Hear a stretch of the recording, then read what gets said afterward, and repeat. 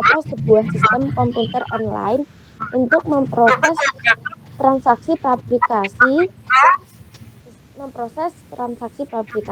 Nah, sistem ini mengilustrasikan sebuah besar pengendalian pemrosesan yang telah dibahas dalam sebelum-sebelumnya. Nah, seperti yaitu pemisahan tugas di antara departemen serta dokumen, catatan, file, dan laporan produksi utama yang digunakan. Nah, di sini dimulai dari perencanaan dan pengendalian produksi. Yang dimana untuk yang pertama yaitu kebutuhan produksi. Nah, pencatatan kebutuhan produksi ini harus didokumentasikan, lalu kita ikuti arah panah yang menunjukkan ke barat. Ini arusnya selanjutnya yaitu proses pemasukan data. Setelah proses pemasukan data selesai, yaitu di sini selanjutnya yaitu menyiapkan perintah produksi dalam laporan kebutuhan bahan. Nah, gimana kita dapat menyiapkan perintah produksi untuk laporan kebutuhan bahan ini? Ya, dari data yang sudah kita masukkan tadi. Nah, di sini terdapat anak panah dari sebelah kanan, di mana di sini terdapat file induk biaya standar dan file induk persediaan bahan baku. Nah, file induk biaya standar ini harus ditujukan kepada file induk atau lebih dispesifikan kepada file induk persediaan bahan baku, lalu juga nantinya akan ditujukan kepada persiapan perintah produksi yang tadi. Nah, setelah penyiapan perintah produksi dan laporan kebutuhan bahan, selanjutnya ini akan didokumentasikan sebagai yang pertama perintah produksi, untuk yang kedua ini juga ada perintah produksi, dan yang ketiga di sini adalah laporan bahan.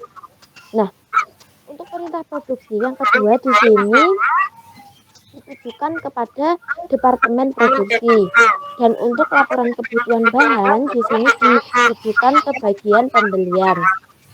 Sedangkan untuk perintah produksi yang pertama di sini yaitu menuju akhir, seperti itu.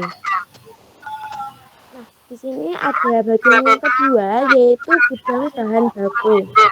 Nah, di mana pada gudang bahan baku ini adalah yang pertama adanya slip pengeluaran bahan. Dokumentasi atau dokumen-dokumen slip pengeluaran bahan ini didata atau dimasukkan dalam pemasukan data. Sama seperti yang pertama tadi, yaitu yang langkah kedua yaitu pemasukan data. Nah, namun di sini ada departemen produksi juga, yang dimana ada tiket, waktu, dan perpindahan. Di sini juga dimasukkan dalam dokumen. Untuk yang arus selanjutnya yaitu juga pemasukan data.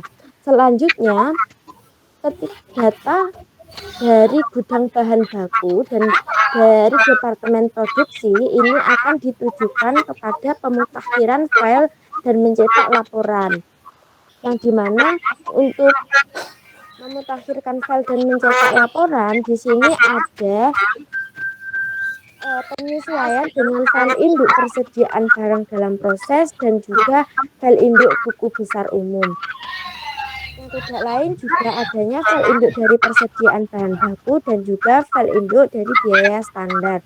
Nah, ketika sudah dimutakhirkan filenya dan pencetakan laporan keuangan selanjutnya, arus selanjutnya yaitu yang pertama laporan aktivitas produksi harian. Untuk selanjutnya yaitu adanya laporan harian, dan yang ketiga yaitu ikhtisar buku besar umum. Nah, untuk laporan aktivitas produksi harian ini akan menuju proses selesai, dan untuk laporan harian di sini akan ditujukan kepada manajemen produksi, dan untuk ikhtisar buku besar umum di sini akan ditujukan ke bagian akuntansi. Nah, Dan untuk yang terakhir yaitu gudang barang jadi, yang dimana tiket perpindahan akhir, dokumen tiket perpindahan akhir ini di selanjutnya yaitu ke pemasukan data atau di data, dan selanjutnya yaitu dimutakhirkan dan lalu dicetak. Namun sebelum memutakhirkan dan mencetak file tersebut harus disesuaikan dengan file induk persediaan barang dalam proses maupun file induk buku besar umum dan file induk persediaan barang jadi. Jadi, hasil pemutakhiran file dan pencetakan laporan keuangan di sini akan ditujukan ke 3 bagian, yaitu yang pertama ke file induk persediaan barang jadi, dan yang kedua yaitu laporan produksi yang sudah selesai, dan yang ketiga yaitu ikhtisar buku besar umum. Nah, untuk yang ditujukan kepada file induk persediaan barang jadi ini bersifat selesai, dan untuk laporan produksi yang sudah selesai ini prosesnya menuju selesai karena di sini panahnya mengarah kepada N yang artinya di situ selesai, dan selanjutnya di sini ada ikhtisar buku besar umum. Nah, untuk ikhtisar buku besar umum ini ditujukan ke bagian akuntansi.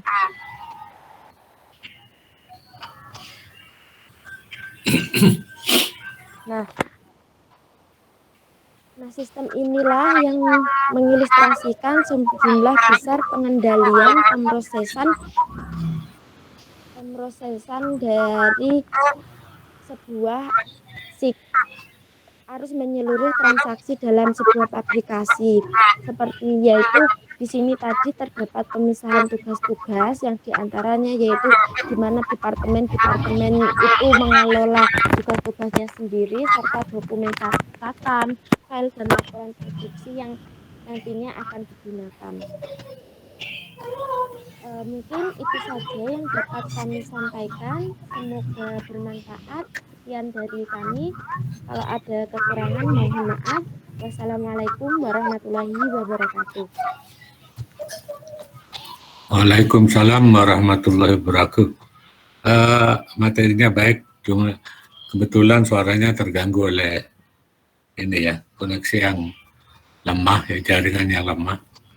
Oke, tadi saya lupa belum foto Anda, absennya. Silakan muncul dulu.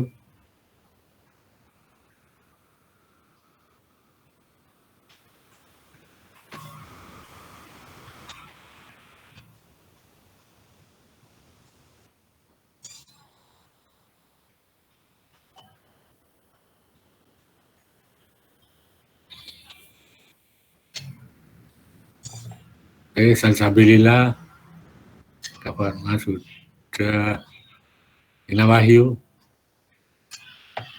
Oke, sambil gambarnya. Mega.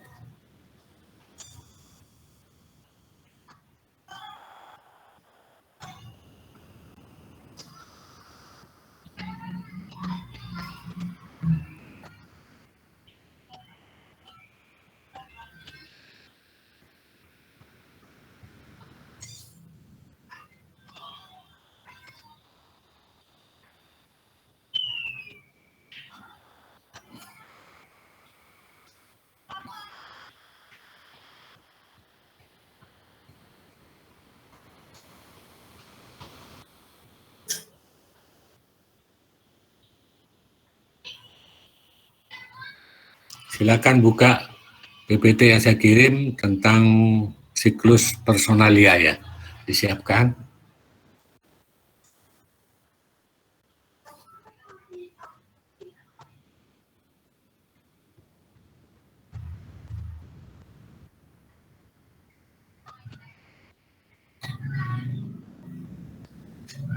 Tolong itu tampilkan dulu siklus personalia di layar.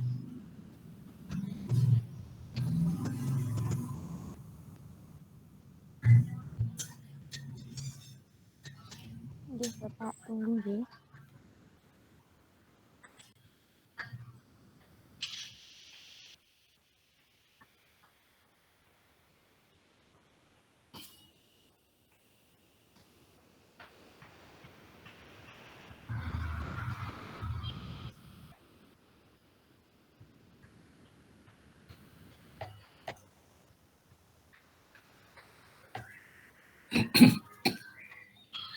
Oke, terima kasih.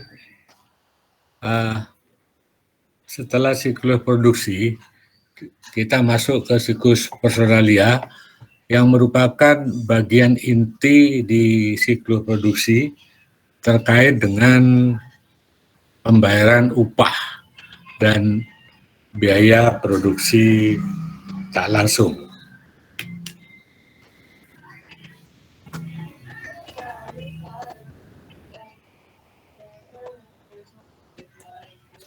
Nah, kalau Anda lihat yang di tengah, di siklus personalia itu ada pembelian atau pengadaan. Yang dimaksud di situ adalah pembelian itu di sini menyangkut rekrutmen karyawan maupun buruh. Ya, jadi ada orang karyawan tetap serta buruh. Ya, itu waktu kita butuh, kita mengadakan rekrutmen dan baik karyawan tetap maupun buruh. Karena untuk mendapatkan buruh yang memenuhi syarat sesuai dengan tujuan dari perusahaan, karena pekerjaan itu menyangkut kualitas. Ya, jadi kita tahu ada buruh tuh yang membutuhkan keahlian khusus yang terkait dengan hasil produksi. Ya, apalagi untuk produksinya yang job order ya, berdasarkan pesanan, dia membutuhkan keahlian buruh khusus. Nah, yang kedua tentang pembayaran. Nah, ini yang paling Anda perhatikan di poin 2 dan 3. Pembayaran itu menyangkut baik untuk karyawan tetap maupun maupun buruh. Karyawan di sini khususnya tergantung karyawan bagian produksi ya. Karena karyawan bagian produksi itu masuk komponen BUP, bukan masuk biaya operasional atau biaya umum. Jadi apa yang menjadi gaji bulanan semua yang ada di bagian produksi dari manajer sampai bagian administrasi produksi itu dibebankan ke biaya produksi ya, masuk dalam komponen biaya produksi tak langsung. Nah, ada dua aliran flow untuk pembayaran gaji bulanan dan pembayaran upah. Kalau pembayaran gaji bulanan karyawan itu dimulai dari orang produksi, ya, dimulai dari orang personal, dari bagian personalia. Karena personalia itu dia punya catatan tentang karyawan yang ada di perusahaan, termasuk gaji pokok, tunjangan, dan lain-lain. Nah, itu di setiap akhir periode, setiap bulan, itu dibuat rekap rekapitulasi tentang gaji karyawan tetap yang harus dibayar. Mau akhir bulan dibuat rekap, nah, biasanya yang dibayarkan neto. Kenapa neto? Biasanya yang haknya karyawan gaji pokok, ya juga ada yang tidak pakai gaji pokok langsung gaji, atau mungkin ada tunjangan, entah tunjangan transport, ya atau tunjangan kemahalan. Nah, terus nanti dikurangi dengan kalau perusahaan itu punya kebijakan memberi pinjaman ke karyawan, tidak semua perusahaan memberi pinjaman ke karyawan. Nah, nanti kita kurangi dari haknya dia, jadi menjadi gaji neto yang harus dibayarkan. Nah, setelah rekap dari personalia, ditandatangani oleh kepala personalia, ini diajukan ke bagian keuangan. Nah, di bagian keuangan setelah dicek dan dibandingkan dengan catatan tahun periode sebelumnya, akhirnya ditandatangani oleh kepala keuangan untuk melakukan pembayaran sesuai dengan rekap yang dibuat oleh personalia. Nah, hanya pembayaran untuk orang tetap itu sekarang jarang yang dipakai, yang pakai uang tunai ya. Hanya perusahaan kecil aja yang menggunakan uang tunai, gajinya dibayar tunai. Tapi yang umum sekarang gaji itu lewat bank, jadi lewat rekening karyawan yang bersangkutan. Nah, kemarin waktu Anda audit di praktek audit, itu ada yang Bank Dago itu loh. Itu khusus pembayaran ke karyawan ya. Nah, cuma kalau di sini bedanya juga karyawan tuh harus punya rekening atas nama yang sudah ditunjuk oleh perusahaan. Biasanya kalau perusahaan punya 3 rekening, salah satu rekening itu buat bayar. Nah, disitulah setiap karyawan punya rekening yang sama dengan rekeningnya perusahaan, jadi nanti tinggal transfer. Ya, jadi tidak perlu mengambil uang, karena sekarang mengambil uang itu selain banyak kemungkinan merugikan, dan kedua juga banyak menambah pekerjaan yang mungkin juga ada kesalahan yang harus dibuat oleh orang personalia. Jadi kalau kita ngambil uang tunai, kalau sampai uangnya 5 juta, 6 juta, itu punya risiko ya. Risiko mungkin dirampok di jalan, di bank, atau hilang di jalan. Nah, setelah sampai di kantor, dia membagi-bagi setiap amplop untuk karyawan. Nah, ini nambah pekerjaan. Nah, kadang-kadang memasukkan di amplop itu kadang-kadang salah. Nah, disitulah. Kalau salah, biar karyawan tuh kalau lebih dia diem.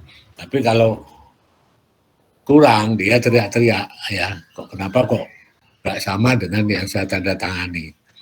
Nah, itulah sistem pembayaran dan sistem pencatatan gaji, yang rekap gaji yang harus dibayar untuk karyawan tetap yang dapat gaji. Nah, sekarang upah. Nah, upah lebih rumit. Pengendaliannya rumit. Kenapa? Kalau di perusahaan itu upahnya sampai ratusan orang, kadang-kadang ribuan ya. Kalau saya pernah survei di pabrik rokok di gudang garam, tapi udah lama ya, kira-kira 10 tahun yang lalu, itu karyawannya ribuan. Bayangkan Anda untuk memonitor pembayaran upah. Nah, upah biasanya tidak tiap hari dibayarkan, tapi biasanya di perusahaan itu sekarang seminggu sekali. Ya, jadi kerja Senin atau mulai Senin Minggu ke Sabtu. Nah, di situ apa yang menjadi dasar pengendalian untuk bayar upah buruh itu absensi. Absensi yang ada di bagian produksi. Bisa menggunakan manual, tanda tangan, tapi ini sudah jarang terjadi ya, kecuali karyawannya sedikit. Kedua, pakai block card. Jadi kartu yang dimasukkan ke kotak yang ada jam, itu dimasukkan, akan kelihatan jam berapa dia masuk. Biasanya kalau rugi, kalau terlambat, dia mungkin pakai finger, pakai pakai jempolan ya, yang ditempelkan di satu alat ya, sudah diprogram. Kalau bukan jempolnya bukan dia tidak akan keluar ya, tidak terabsensi. Nah, apa yang terjadi? Kemungkinan kecurangan. karena ini diawasi oleh bagian administrasi produksi dengan karyawan yang ratusan, ribuan. Itu orang administrasi bisa melakukan kesalahan atau penyelewengan. Ya, penyelewengan apa? Buruh itu yang tidak masuk, dia anggap ada. Ya, sekarang contoh, kalau buruhnya 200 orang, yang masuk hanya 160, tapi dimasukkan 180. Tiap hari kolusi 20 orang. Berapa orang dikalikan berapa? Seminggu. Ya, jadi secara kuantiti itu bagian produksi bisa mempermainkan upah buruh. Ya, jadi tidak masuk dianggap masuk. Nah, kedua, pengendali ini bisa sekali-kali ya orang personalia datang ke industri, ke bagian produksi, cek ya tentang buruh yang masuk, dilihat di absensi, dia catat, nanti di akhir pembayaran dia laporan dari orang produksi tentang buruh yang masuk, kita cocokkan. Jadi itu tidak tiap hari, tapi kita sampling ya. Nah, itu yang untuk mengurangi adanya kecurangan orang produksi tentang absensi buruh. Karena ini paling sering ya. Nah, kalau buruhnya cuma 15-20 orang nggak dapat dikendalikan. Tapi kalau buruhnya ratusan sampai ribuan seperti Udah Garam, terus pabrik rokok Jarum, ya dulu Sempurna. Rokok yang banyak itu buruh yang sudah untuk membersih rokok. Rokok apa? Rokok yang kretek. Kalmait yang halus yang pakai gabus itu dia sudah pakai mesin. Jadi membutuhkan buruh yang sedikit sekali ya. Nah, dari laporan hasil produksi, dari administrasi produksi tentang absensi buruh, personalia merekap tentang buruh yang masuk setiap hari, biasanya persiapan untuk bayar mingguan. Nah, di situ dia merekap dikalikan dengan tarif, karena ada juga buruh dari satu perusahaan itu satu sama lain bayarnya nggak sama. Kenapa? Tergantung keahlian atau tergantung ada departemen-departemen yang beda upah yang harus dibayarkan. Contoh pabrik rokok ada 3 departemen. Yang pertama meracik. Jadi yang meracik tembakau dengan cengkeh, mungkin dengan ada apa yang lain. Nah, terus yang meracik ini penting, berarti kerjaannya harus benar ya. Nanti kalau perbandingan campuran beda, rasanya akan beda. Terus masuk ke produksi. Nah, kalau produksi di rokok kretek itu pakai linting, jadi pakai manual ya. Jadi tidak pakai mesin. Jadi satu persatu biasanya setiap buruh itu mendapatkan upah sesuai dengan setiap batang yang dia linting. Ya, jadi menurut hasil produksi yang dia kerjakan setiap hari, ya bisa ada yang melinting mungkin sampai 200, ada yang melinting hanya 75, ya tergantung kecepatan buruh tersebut. Tapi setelah disortir memang lintingannya baik ya, kalau enggak dikembalikan ya. Nah, itu upahnya beda dengan yang meracik tembakau tadi dengan cengkeh, dengan tambahan apa. Nah, terus departemen ketiga itu pembungkus, finishing. Jadi rokok-rokok tadi dikerjakan oleh bagian pembungkus. Ya. Pembungkus itu ada 2, mulai dari perpak rokok dan perdus untuk dikirimkan ke konsumen. Nah, di situ anunya beda harga. Maka dilihat seperti bagian linting itu berapa yang masuk, berapa per orang dia mendapatkan produksi untuk hasil lintingan untuk setiap unit rokok, ya. Atau ada juga sekarang pakai istilahnya per pak, per pakainya berapa? 12 apa 16, nah, itu tergantung, jadi tarifnya per packing itu bisa.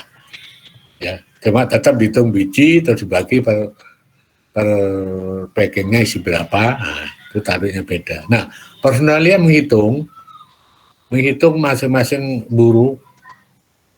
Kalau buruhnya pakai departemen ada departemen 1, 2, 3 itu berapa hari yang masuk nama buruh. Yang kedua tarif, ya karena tarifnya tidak beda. Nah, kalau nggak pakai departemen langsung satu proses itu tidak perlu hanya satu. Nah, setelah selesai direkap, diajukan ke bagian keuangan, ya seperti tadi gaji. Hanya kalau gaji tetap itu hanya personalia dan keuangan.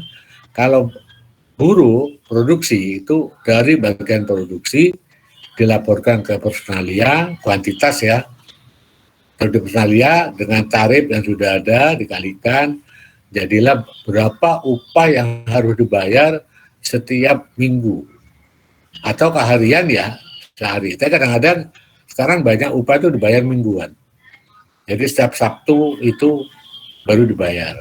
Nah, ciri-ciri perusahaan yang Sabtu, yang bayar upahnya Sabtu, Anda perhatikan ya. Kalau Anda lihat di suatu perusahaan pabrik, di situ hari Sabtu banyak orang jualan di depan pabrik itu jalan keluar, itu upahnya mingguan berarti. Ya, jadi karena dianggap buruh itu terima duit cukup banyak ya dari seminggu hari kerja. Nah, itu cirinya perusahaan itu, industri itu, apakah upahnya harian atau mingguan. Kalau harian nggak banyak yang jual karena orang biasanya bawa upah setiap hari itu kecil sekali ya. Tapi kalau seminggu berapa buruh itu banyak yang jual di depan ya, di depan pabrik itu. Ya, dari makanan, dari pakaian itu banyak ya. Jadi dia mencegat buruh habis terima upah mingguan. Nah, terus di apa yang kemungkinan terjadi penyelewengan di personalia? Kalau orang personalia ini sudah sekongkol dengan orang administrasi produksi, bobol perusahaan. Jadi dia apa yang dia terima dari laporan bagian produksi, padahal di produksi sudah diselewengkan. Dia tutup mata, nah, tanda tangan buat di konsep, berapa udah dibayar, lalu di situ banyak kebobolan. Jadi kalau Anda nanti bekerja dalam perusahaan industri, ya, perhatikan pengendalian untuk jam kerja dari bagian produksi dan upah yang harus dibayar ya di bagian personalia. Nah, jadi itulah harus hati-hati karena memang buruh tidak banyak tapi pink ya, kalau buruhnya ratusan ribuan banyak yang diselewengkan. Nah, dari situlah kemungkinan adanya kecurangan untuk bayar upah. Nah, di personalia itu dengan gaji bulanan ada juga kecurangan. Atau mereka gaji bulanan apa? Dia mencatat karyawan yang pertama tidak masuk atau sudah keluar, ya sudah keluar atau meninggal itu masih dicatat satu bulan 2 bulan, ya jadi dianggap ada. Nah, kedua yang tidak masuk, karena tidak masuk biasanya ada potongannya. Terus ketiga lembur, umum lembur itu permainan yang paling banyak, ya jadi kalian tetap lembur 1 jam, dia laporkan 3 jam, ya mana cek log gampang, satpam dikasih uang. Kalau cek lognya ada di satpam, karena biasanya kalau lembur petugas lainnya sudah pulang juga, makanya biasanya diserahkan di satpam. Nah, tinggal nanti yang cek log satpam jamnya. Jadi ditambahi 1-2 jam. Karena ada perusahaan itu yang rutin orang administrasi itu lembur dia. Ya, mungkin karena dia tenaganya sedikit, jadi perusahaan menggunakan waktu lembur untuk karyawan. Ya, karena dia pikir kalau karyawan terlalu banyak, nanti saat produksinya sepi, nah dia akan kerjanya juga akan berkurang. Itu trik dari pengusaha. Nah, ketiga pencatatan. Pencatatan menyangkut tentang tadi pencatatan jam, waktu, itu harus dikendalikan. Terus kedua, pencatatan akuntansinya, ya, yang tadi dijelaskan dan minggu lalu sudah saya jelaskan, ya, akuntansi tentang buruh, ya. Jadi buruh dibayar, masuk ke rekening apa, terus berapa yang dibebankan ke produksi. Nah, itu yang menjadi tanggung jawab orang akuntansi. Nah, di situ nanti yang presentasi minggu depan, yang setiap presentasi tolong jangan lupa dua yang poin yang penting. Tentang salah saji. Salah saji khususnya yang terkait dari masing-masing fungsi. Ya, ini diperhatikan. Setiap Anda presentasi. Terus kedua, pengujian substantif. Karena pengujian substantif adalah pengujian yang harus dilaksanakan oleh auditor pada saat melakukan pemeriksaan. Dua poin yang penting. Kenapa salah saji Anda pelajari? Karena auditor itu memeriksa, melihat apakah sistemnya sudah benar, apakah pencatatannya sudah benar. Nah, itu yang perlu diperhatikan untuk salah saji. Karena kalau salah saji berarti awal itu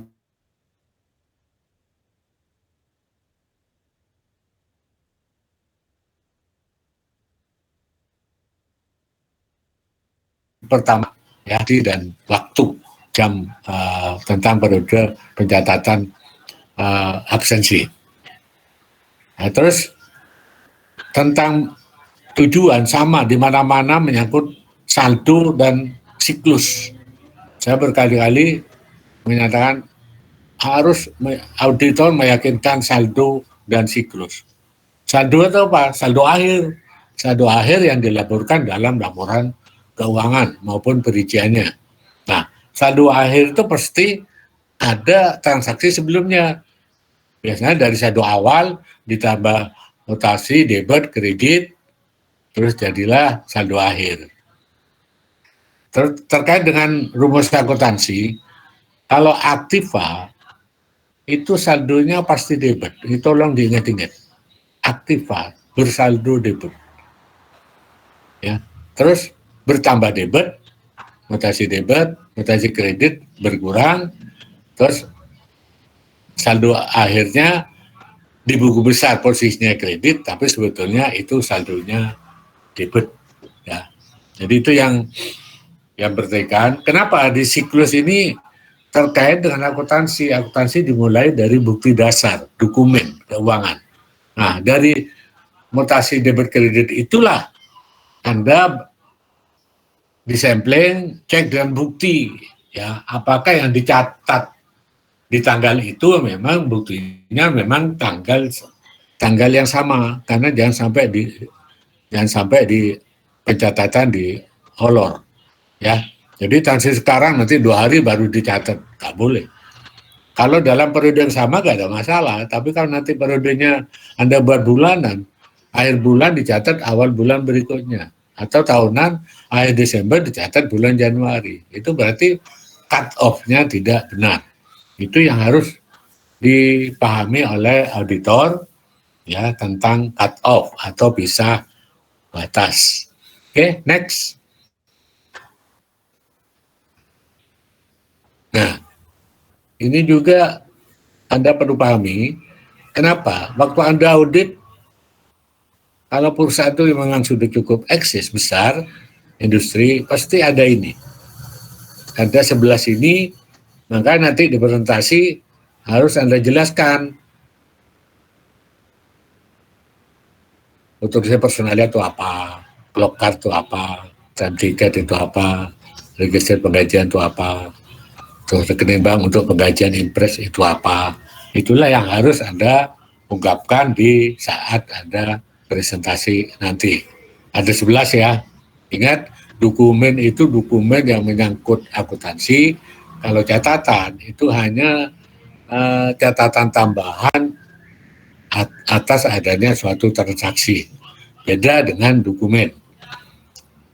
Oke, next.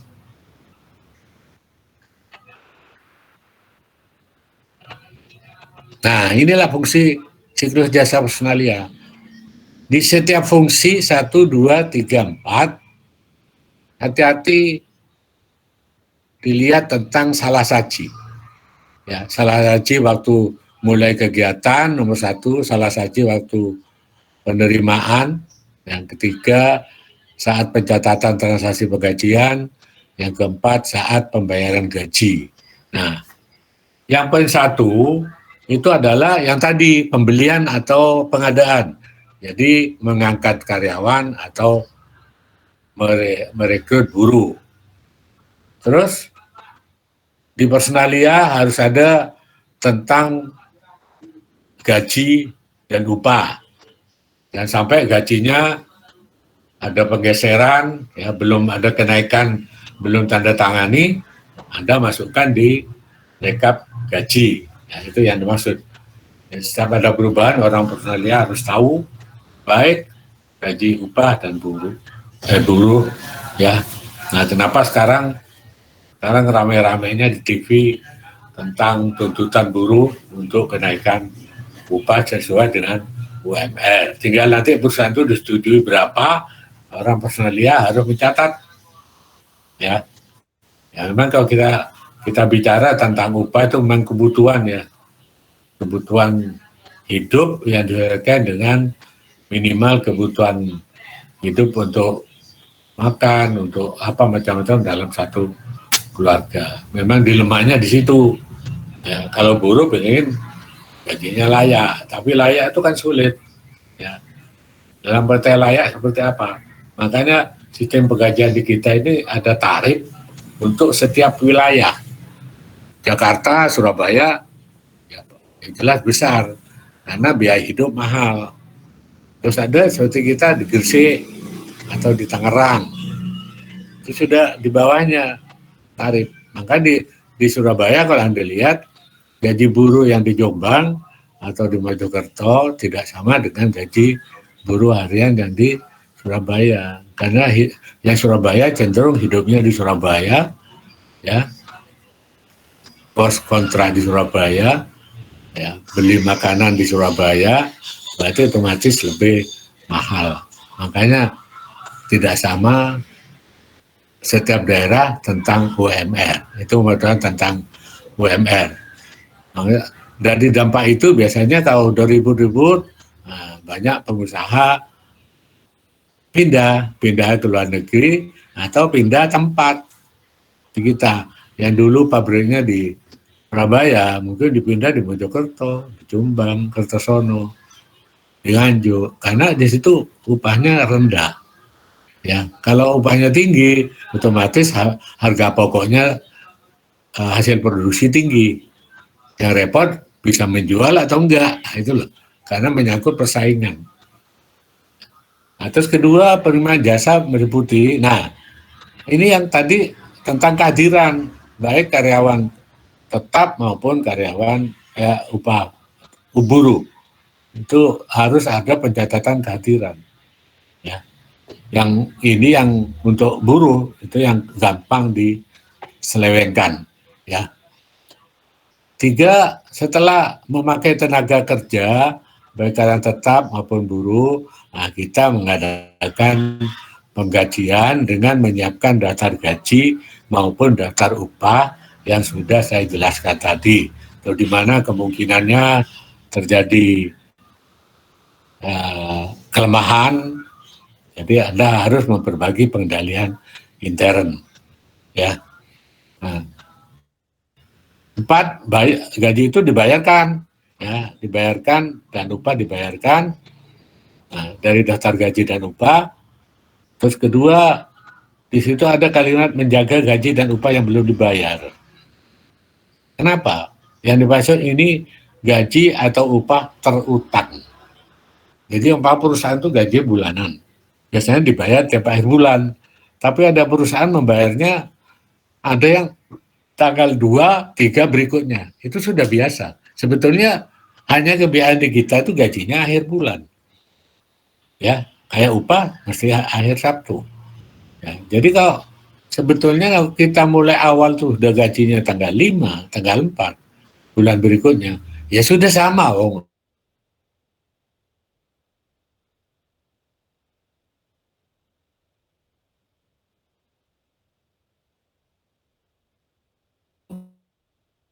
Kan ada gaji yang masih harus dibayar.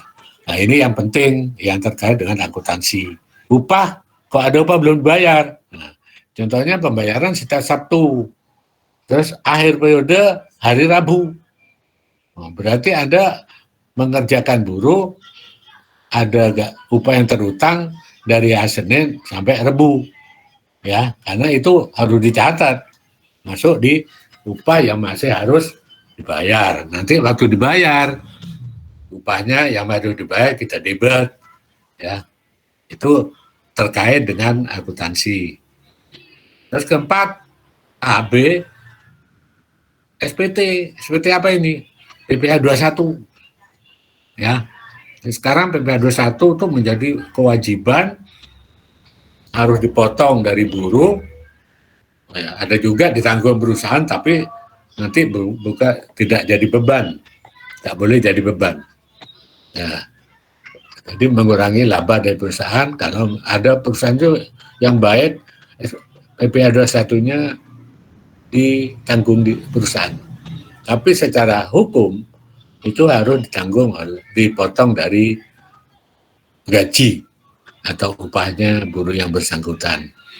Cuma sekarang PPh 21 Anda sudah diajari Bu Rizka, ya. Sekarang tarifnya PTKP-nya sudah tinggi, ya.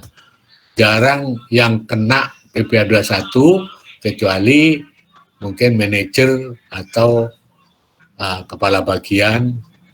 Nggak salah, sekarang PTKP-nya 5 juta ya. Nah di situ kalau Anda bergaji 4 juta, 4,5, ya nggak kena. Apalagi Anda nanti berkeluarga gajinya apa PTKP 5, nanti gajinya 6, belum tentu kena PPh 21. Karena apa? Ada tanggungan yang harus dipotong, ya. Diri sendiri, istri atau suami dan anak, ya. Sekarang jarang yang kena PPh 21 tentang PTKP, ya. Kalau dulu kira-kira 15 tahun yang lalu, 10 tahun yang lalu itu banyak yang kena. Karena PTKP-nya hanya 2 juta, terus naik 2,5, terus naik lagi 3 juta. Itu udah rata-rata gajinya orang pegawai tetap itu seperti sekitar 2-3 juta lah. Ya, untuk dalam perusahaan umum yang mana ke bawah. Kalau perusahaan sudah eksis, biasanya bisa per bulan 4-5 juta. Cuma tetap karena nanti di bawah PTKP Anda tidak kena, tapi harus tetap dilaporkan, ya, karyawannya berapa. Ya, saya kira Anda sudah tahu tentang perhitungan PPh 21, ya, yang selain kerja punya penghasilan, ya, itu juga gimana cara menghitung sudah Anda dapatkan. Saya kira dari Bu Rizka sudah cukup teliti, ya. Jadi Anda harus banyak mengenal seluk-beluk pajak. Pajak itu banyak, ya. 21, 22, 23, 24. Ya, karena penting, ya. Justru saya sarankan kalau Anda terkait dengan pajak, kalau ada dana, ikut kursus pajak. Ya, syukur-syukur bisa ke ujian negara. Kalau dapat ujian negara, Anda bisa praktek. Ya, banyak yang dibutuhkan oleh orang personal sama perusahaan-perusahaan untuk menghitung PPh badan. Ini saya sarankan kalau Anda suka pajak, ada dana, ikut pajak, ada di IAI, ada di UNER ada. Nanti ada ujian lokal, lulus, langsung Anda ikut yang negara, dapat brevet AB. Ya, itu sudah Anda bisa buat bekerja mandiri, buka perusahaan, konsulen pajak. Ya, oke, next.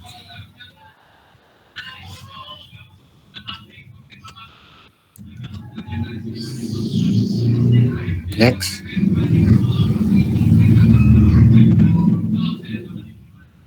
Silakan lembar berikutnya.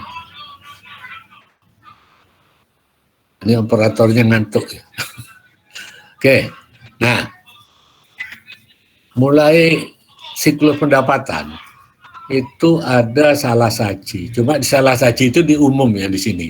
Nanti salah saji yang detail itu di fungsi-fungsi yang 4 tadi. Ya, ada di buku. Jadi siapa yang presentasi nanti supaya disajikan yang menurut fungsi. Kalau ini umum. Umum kenapa? Nanti kalau di detail itu ada di setiap fungsi. 1, pembayaran kepada karyawan buruh 50. Nah ini tadi buruh tidak masuk dimasukkan. Ya, karyawan nggak masuk dimasukkan. Ya, karena juga ada karyawan tuh kalau nggak masuk dipotong, makanya perlu. Ya, jadi perusahaan itu macam-macam ya. Anda nggak usah kaget kalau kerja. Ada perusahaan kalau bekerja perusahaan menengah ke bawah itu kecenderungan apa katanya pemilik. Ya, karena rata menengah ke bawah di kita itu miliknya orang satu buka perusahaan, ya dia kadang-kadang tergantung dia. Kalau dia mau orangnya luman ya, contohnya PP 21 kalau kena ditanggung dia perusahaan. Atau kedua adanya apa? Kalau nggak terlambat, kalau hanya terlambat 1 jam nggak dipotong, kecuali terlambatnya lama. Ya, jadi aturan itu tergantung dari pejabat, tapi di kita pejabatnya adalah pemilik. Ya, semua yang kerja, yang megang jabatan penting itu keluarganya dari pemilik. Ya, jadi di situ yang pertama kita lihat hati-hati dengan buruh 50. Hati karyawan nggak masuk, dianggap masuk. 2, pembayaran kepada karyawan buruh actual untuk jam-jam kerja yang tidak dilakukan. Ya, contohnya lembur tadi karyawan ya, lembur 1 jam dimasukkan 3 jam. Ada yang nggak lembur itu dianggap lembur. Terus buruh, nah ini ada buruh itu yang penggunaan tarifnya pakai jam, itu ada. Ya, nah terus ketiga, pembayaran kepada karyawan buruh actual dengan tarif tinggi dari semestinya. Nah ininya juga menjadi penyimpangan yang tidak otorisasi. Jadi karyawan tetap ya, itu ada isu, wah bulan depan naik. Belum masanya oleh personalia itu sudah dinaikkan gaji setiap karyawan. Nah itu yang dimaksud membayar lebih tinggi. Terus kedua buruh, ya buruh contohnya tadi di pabrik rokok dari yang meracik, yang melinting, sama yang membungkus. Kadang-kadang di pembungkus itu dimasukkan tarif yang melinting atau tarif yang meracik karena mesti tinggi. Nah itu tidak semestinya, ya. Jadi itu yang secara umum, tapi nanti kelihatan di salah saji untuk per fungsi. Oke, next. Oke, nah itu materi ringkasan ya untuk siklus personalia yang Anda presentasikan minggu depan. Jangan lupa yang menyangkut salah saji atau menyangkut ada substantif. Nah, untuk personalia silakan di buku itu ada pelajari juga halaman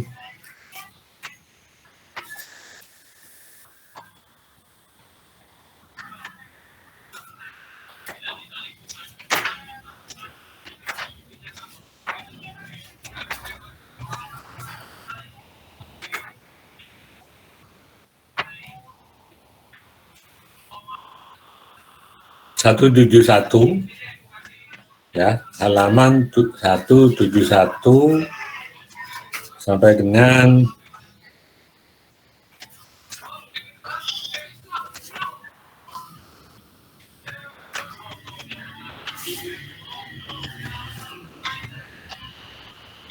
191 ya. Untuk personalia baca juga tentang di buku wajib halaman 171 sampai dengan 191.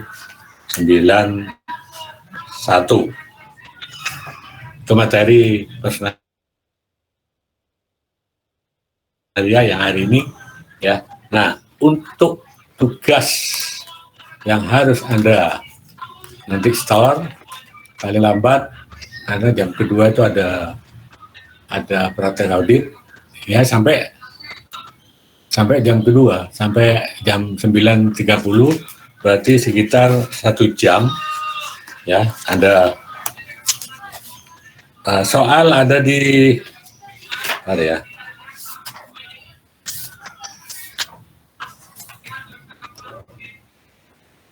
halaman 128 soal 15.26. Jadi Anda silakan nanti di store paling lambat jam 9:30 halaman 128 soal 15.28.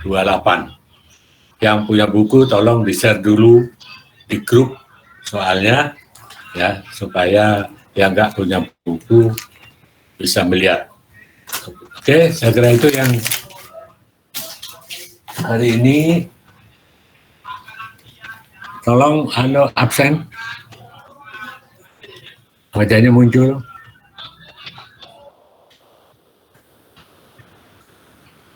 Untuk absen terakhir di auditing 2 ke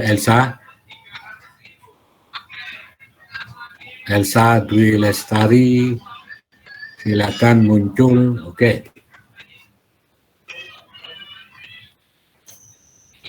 terima kasih. Segera dikerjakan yang soal kelompok. Pak Jono izin bertanya. Ya.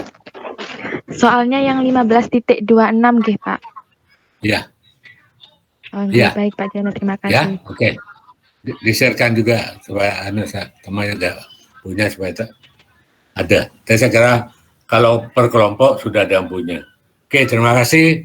Sampai ketemu minggu depan ke kuliah yang ke-9 ya. Insya Allah minggu depan masih ada, baru ke UTS.